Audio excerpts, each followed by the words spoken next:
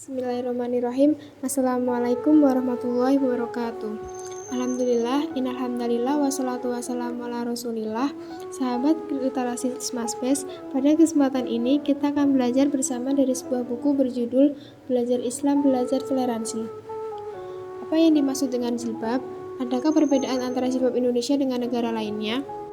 Jilbab secara umum dikenal sebagai busana yang menutupi seluruh tubuh perempuan kecuali muka dan telapak tangan.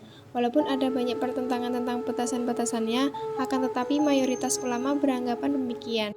Kita mengenal ada banyak sekali istilah-istilah jilbab di beberapa negara Islam. Seperti di Arab Saudi dengan sebutan turba, di Turki dengan sebutan karsaf. Dengan ciri identiknya adalah perempuan, jilbab juga acap kali dianggap sebagai identitas kesalehan seseorang. Di Indonesia, seringkali kita mengenal jilbab dengan istilah kerudung. Walaupun secara definisi agak sedikit berbeda dengan jilbab, namun hakikat fungsi dari keduanya adalah sama, yakni sebagai pembeda identitas dan penanda kehormatan diri. Meskipun masih harus tetap kita akui bahwa jilbab tidak selalu teridentifikasi dengan kesalehan. Prinsipnya, ajaran Islam mewajibkan menutup aurat. Teknis menutup auratnya diserahkan kepada masing-masing tafsir. Bagaimana harusnya kita menanggapinya? Utamanya bagi perempuan yang baru ingin mempelajari Islam. Hasilnya adalah dengan melihat kisah para pemeran dalam drama nuansa Islam tersebut, seolah dijadikan kendaraan praktis dan jalan tol untuk mempelajari inti dari ajaran Islam itu sendiri. Kealiman hanya berhenti pada suatu perubahan yang nampak. Misal, pakaian lebih tertutup dari sebelumnya, sehingga untuk mewujudkan transformasi perbedaan ini, maka lahirnya jargon hijrah yang membedakan antara penampilan dan kebiasaan sebelumnya dengan penampilan baru yang lebih tertutup. Ada beberapa faktor yang memengaruhi munculnya fenomena banyaknya muslimah yang secara tiba-tiba mengenakan jilbab. Beberapa di antaranya adalah karena merasa terketuk hatinya.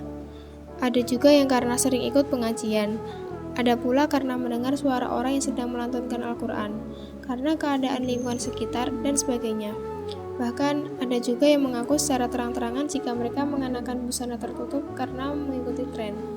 Terlepas dari alasan-alasan yang bersifat sangat personal, tidak sedikit dari mereka yang mencoba mengajak temannya lain untuk ikut serta seperti itu. Atau hal yang paling kecil adalah dengan mendoakan mereka yang belum berjilbab agar segera diberi hidayah.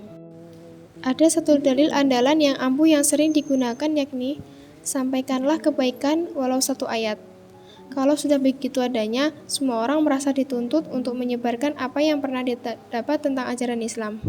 Sayangnya, satu hal yang sering lupa. Sebenarnya, banyak orang yang belum lengkap mempelajari sebuah keilmuan dan belum benar-benar mengerti adab dan etika berdakwah, tapi merasa nekat menyampaikan sesuatu yang ia yakini sebagai kebenaran. Akibatnya, seperti yang terjadi akhir-akhir ini, ada banyak bahasa dakwah yang kasar, memaksa dan tak jarang memperhatikan hingga membuat banyak orang malah antipati kepada Islam. Lalu, apa hidayah itu sebenarnya? Jika kita sudah mempelajari bagaimana keislaman para sahabat Rasulullah, maka kita tidak akan asing lagi dengan kisah hijrahnya Umar bin Khattab. Sebelumnya, ia adalah orang yang sangat menentang ajaran Islam yang dibawa oleh Muhammad bin Abdullah, karena ia berpikir bahwa kedatangannya akan memecah belah kaum dari suku Quraisy. Atas dasar asumsi seperti itulah akhirnya Umar bin Khattab sangat membenci Rasulullah. Suatu ketika ia pergi ke rumah Rasulullah untuk membunuhnya. Dalam perjalanan ia berpapasan dengan Nu'aim bin Abdullah. Ia menyarankan untuk membatalkan niatnya tersebut dan memberitahu jika saudarinya Fatimah bin Qatan dan suaminya sudah memeluk Islam. Penasaran dengan hal tersebut, akhirnya Umar datang ke rumah saudarinya. Alhasil, ketika sampai di depan rumah, ia mendengar Qutbah bin Al-Arafah sedang membaca surat Taha untuk Fatimah dan suaminya. Ketika itu juga Umar meminta Qutbah untuk mengantarkannya bertemu pada Rasulullah dan menyatakan diri masuk Islam. Dari sini setidaknya kita dapat menyimpulkan jika hidayah adalah petunjuk. Dalam hal ini, konteks keislaman yakni petunjuk yang diberikan oleh Allah SWT. Dalam hal ini, konteks keislaman yakni petunjuk yang diberikan oleh Allah untuk hambanya. Hidayah adalah hak prerogatif Allah. Demikian kultum yang dapat saya sampaikan, semoga bermanfaat bagi kita semua. Kebenaran itu datangnya dari Allah dan kesalahan itu berasal dari saya. Sekian, terima kasih. Assalamualaikum warahmatullahi wabarakatuh.